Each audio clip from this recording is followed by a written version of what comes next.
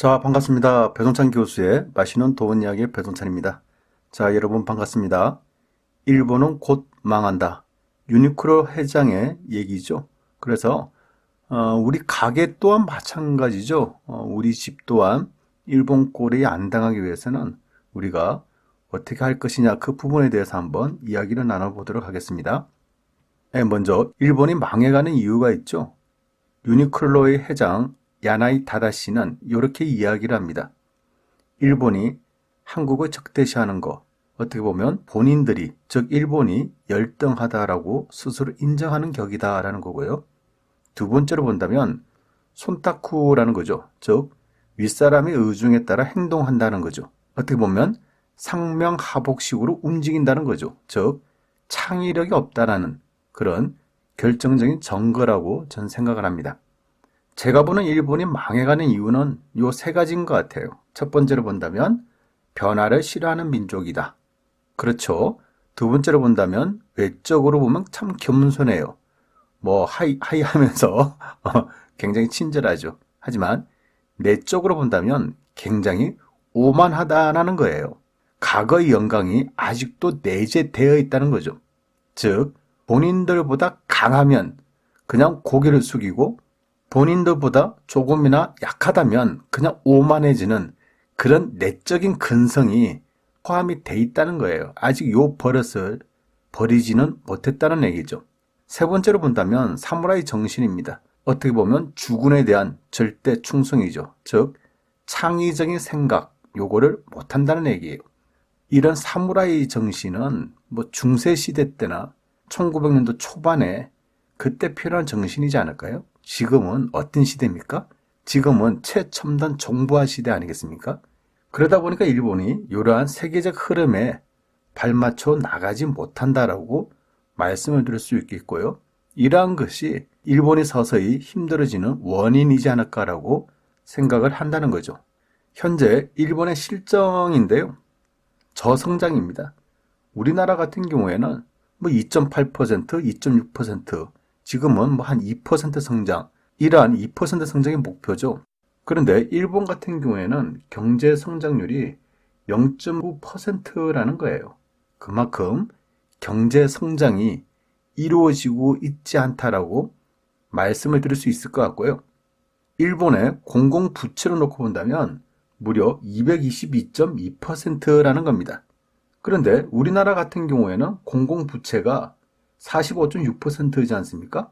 그러니까 우리나라는 전 세계적으로 놓고 봐도 좀 재정이 안정적이다라고 말씀을 드릴 수 있을 것 같고요. 일본 같은 경우에는 무려 222%라는 것은 굉장히 높다라고 말씀을 드릴 수가 있다는 얘기죠.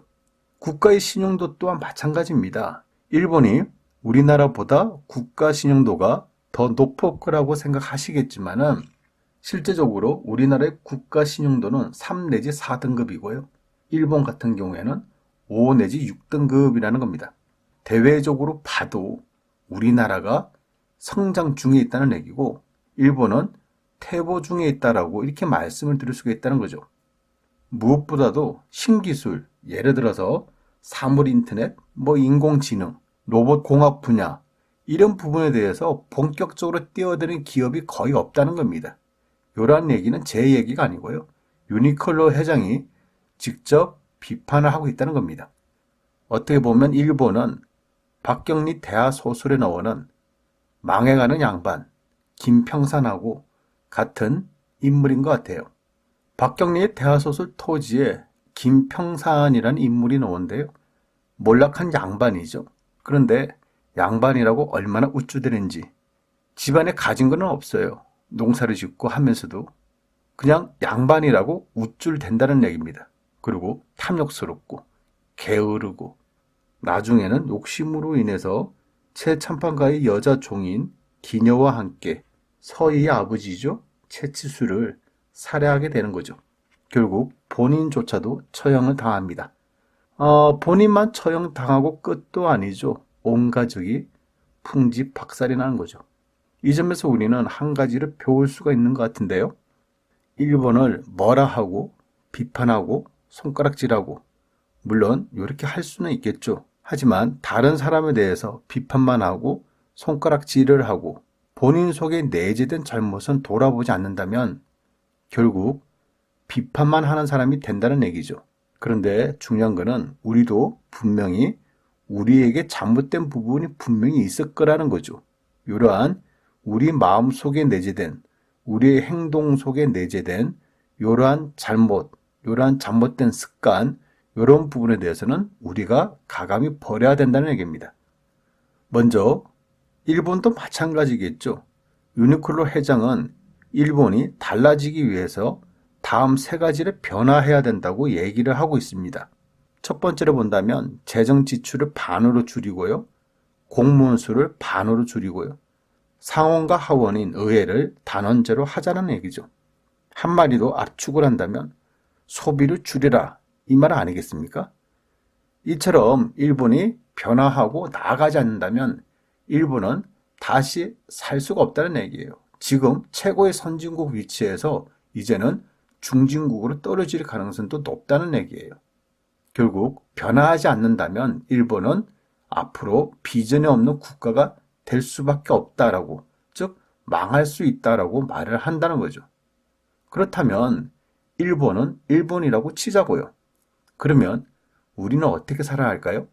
예금 적금을 해약하는 이러한 시대, 보험 해약률이 증가되고 있는 이러한 시점에 우리는 과연 어떻게 우리의 삶을 살아가야 될까요? 저는 먼저 이렇게 말씀을 드리고 싶어요. 첫 번째로 본다면 고정 지출을 줄여라. 뭐 당연한 이치겠죠. 지금 사회라는 게 돈이 없어도 카드로 돈을 억지로 막 쓸 수 있는 거 아닙니까? 그러다 보니 카드 빚이 많아지고 카드 빚이 또 많아지면 또 사채빚까지 이용하지 않습니까? 결국에는 신용불량자가 되고 말겠죠. 그래서 우리가 살 길, 우리 집이 살 길은 하나밖에 없다는 얘기예요. 바로 소비를 줄이는 거죠. 많이 버는 것도 중요하지만 그것보다 더 중요한 거, 그것은 바로 안 쓰는 것이다. 두 번째로 본다면 변화에 순응할 줄 아셔야 되겠죠. 봄이 가면 여름이 오고 또 가을이 오고 그리고 겨울이 오지 않겠습니까? 이처럼 계절의 변화에 대해서는 다들 순응들을 잘 하시죠. 영하 10도의 날씨에 반바지에 반팔에 슬리퍼를 끊고 돌아다니는 사람, 이런 사람 없지 않습니까? 만약에 그랬다가는 얼어 죽겠죠. 또 한여름에 겨울에 입던 파카를 입고 돌아다니는 사람, 그런 사람은 없다라는 얘기예요. 근데 참 웃기지 않습니까? 사람이라는 것은 이처럼 날씨에 대해서는 순응을 잘 한다는 얘기예요. 비가 오면 우산을 피고 햇빛이 있으면 그냥 햇빛을 느끼고 만끽하는 거죠. 이처럼 자연의 환경에 대해서는 잘 순응하는 사람들이 나이에 대해서 또 생계에 대해서 사회 변화에 대해서는 거부를 한다는 얘기입니다.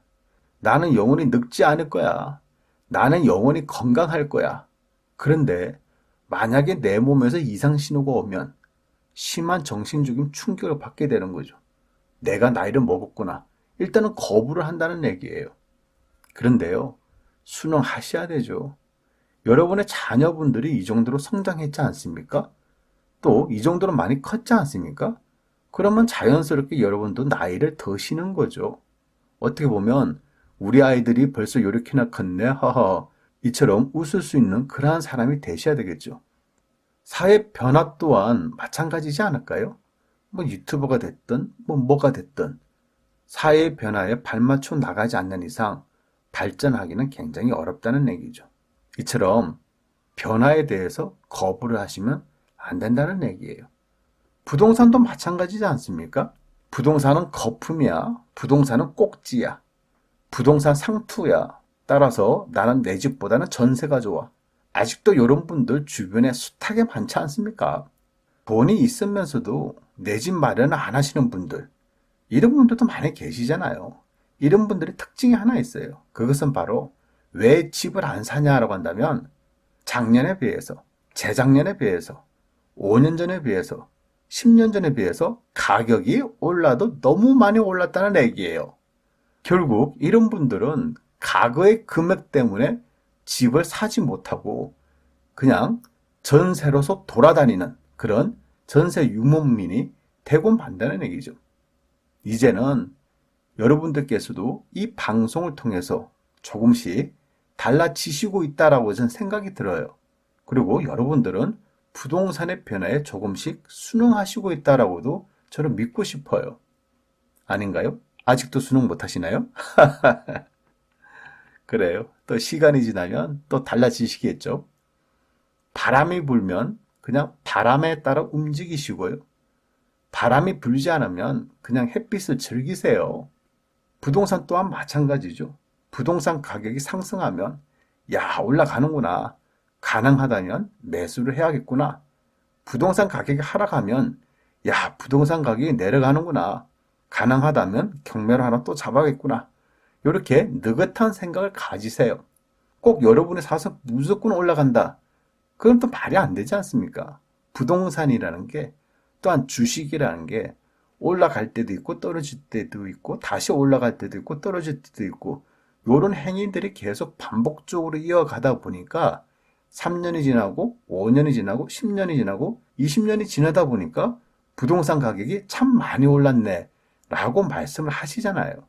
즉 기다리면 올라간다는 얘기예요. 이처럼 부동산에 대한 시각이 부동산은 상승할 수도 있고 떨어질 수도 있다라고 이처럼 유하셔야 된다는 얘기죠. 결국 부동산 시장을 이기려고 하지 말고 부동산 시장에 순응할 때 부동산에 대한 눈이 트인다는 얘기고 새로운 부동산이 보인다는 얘기예요. 마지막 세 번째로 본다면 안주하지 말라인데요. 조금 버셨다고 또 조금 모았다고 여러분 좋아하지 마세요. 이제 여러분은 첫 발을 디딘 거고요. 앞으로 가셔야 될 길이 아직도 많이 남았지 않습니까? 항상 새로운 첫걸음이다, 새로운 첫걸음이다. 이런 마인드를 가지고 한 발 한 발 나아갈 때 진일보하는 그런 사람이 될 수가 있다는 얘기죠. 대부분의 사람들은 작은 성취에 마치 모든 것을 다 이룬 듯이 이렇게 만족한다는 거예요. 자아도취에 빠진다는 얘기예요. 지금 일본의 현실을 놓고 볼 때 예전 최고의 선진국에서 변화를 싫어하고 외적으로는 겸손한 척하지만 내적으로는 오만한 그리고 사무라이식 상명하복 정신 즉 이처럼 딱딱한 경직성으로 인해서 지금 일본이 경제적 침체기를 겪고 있지 않습니까? 최고의 선진국에서 중진국으로 갈 수도 있다고 유니크로 회장이 이렇게 말을 하고 있지 않습니까? 일본 회장이 이렇게 말을 하고 있다는 얘기예요, 여러분. 그렇다면 우리는 일본이 망한다, 망했으면 좋겠다. 그리고 일본에 대한 손가락질을 하기 이전에 먼저 우리들 자신부터 살펴보자는 얘기고요. 그리고 타산지석이라는 단어가 있죠. 이것처럼 일본을 타산지석 삼아서 우리가 달라지자는 얘기입니다. 지금부터 저 또한 달라지도록 더 노력하는 사람이 되도록 하겠습니다. 이상까지 배종찬 교수의 맛있는 도움 이야기였습니다. 감사합니다.